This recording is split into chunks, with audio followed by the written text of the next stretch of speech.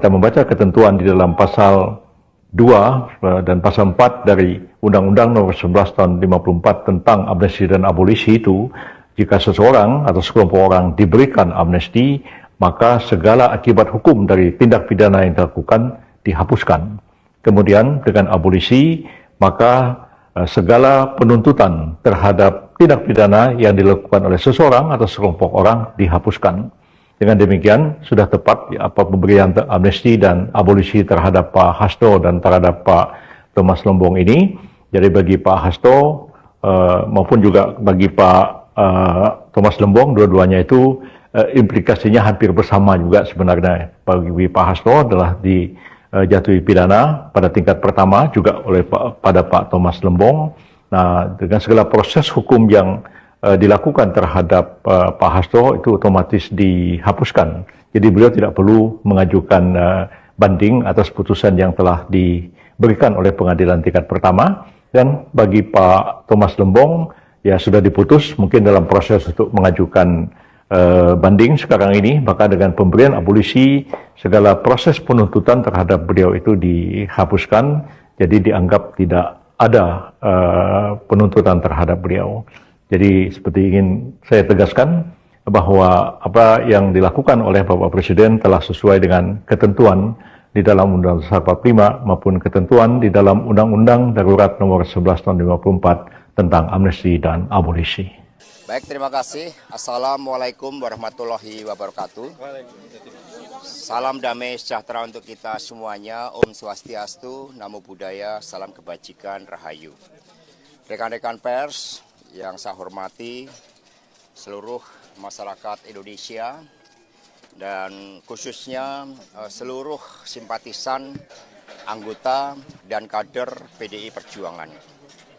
Hari ini 1 Agustus 2025, saya mengucapkan syukur kehadirat Tuhan Yang Maha Kuasa.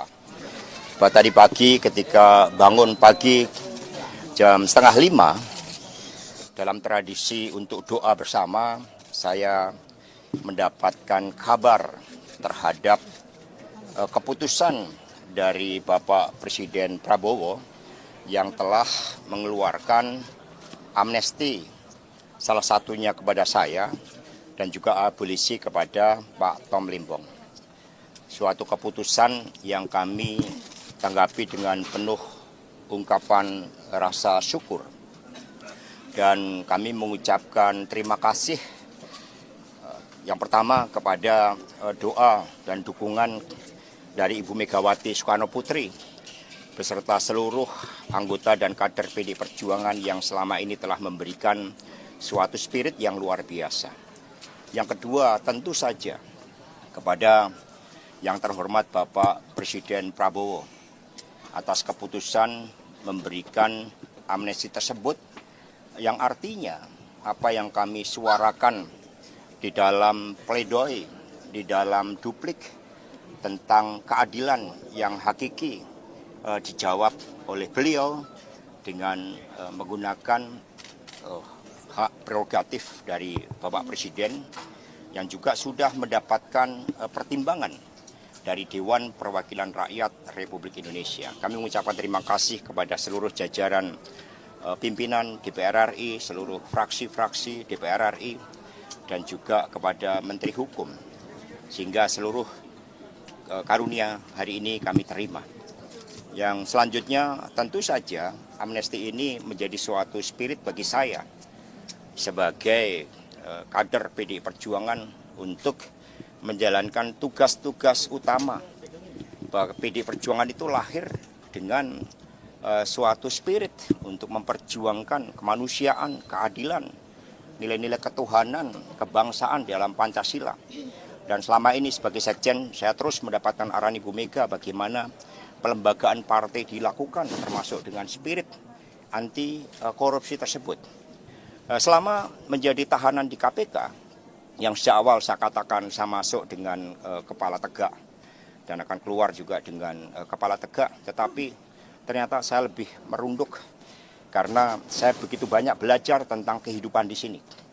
Saya telah mengambil keputusan untuk mengambil kuliah hukum agar nanti bisa lebih efektif di dalam menyuarakan bagaimana PD Perjuangan juga menjadi partai yang benar-benar memperhatikan aspek penegakan hukum berdasarkan due process of law, mendukung supremasi hukum dan mencegah anti korupsi.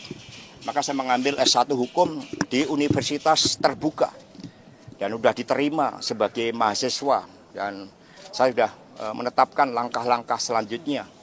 Karena Republik ini dibangun dengan suatu semangat keadilan, mewujudkan kemanusiaan. Di dalam konferensi Asia Afrika, kita menyemaikan keadilan bagi bangsa-bangsa di dunia. Bung Karno menjadi pendekar dan pembebas bangsa Islam.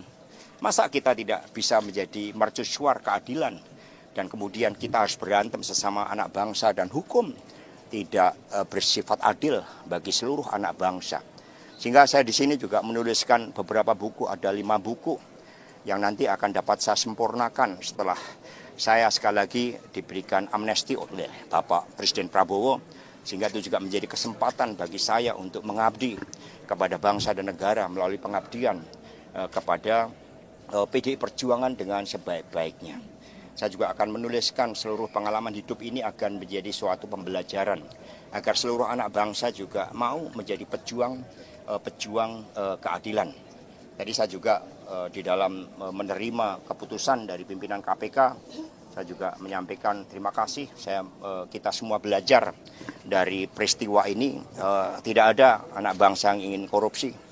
Semua anak bangsa ingin keadilan itu ditegakkan. Kalau keadilan ditegakkan dalam seluruh aspek kehidupan dan secara fair, nggak ada penyalahgunaan kewenangan. Karena itulah di sini kami juga membangun tradisi setiap pagi jam 6 kami nyanyikan lagu Indonesia Raya. Meskipun ada yang juga kecewa, ada yang kecewa, tetapi saya katakan apapun persoalan Republik ini, kita tidak boleh berhenti mencintai Republik ini, karena Republik Indonesia ini dibangun dengan pengorbanan jiwa raga yang luar biasa. Kepada aparat penegak hukum saya juga himbau untuk gunakan keadilan yang hakiki. Gunakan seluruh instrumen hukum agar benar-benar berkeadilan. Saya mengucapkan terima kasih kepada seluruh tim penasihat hukum yang juga telah berjuang dengan sebaik-baiknya. Pledoi dan duplik yang saya tulis tangan sendiri dengan habis lebih dari 62 pulpen. Itu juga menjadi catatan sejarah bagi pembelajaran kita, bagi kita semua merindukan keadilan, dan amnesti dari Bapak Presiden Prabowo telah ikut menjawab keadilan itu. Saya akan gunakan momentum ini untuk lebih mencintai Republik ini, lebih berjuang bagi kepentingan wong cilik yang harus menjadi orientasi dari seluruh simpatisan, anggota, dan kader PD Perjuangan. Terima kasih, salam hormat sekali lagi kepada Ibu Megawati Soekarno Putri. Terus berjuang, Satyam Eva Jayate. Merdeka!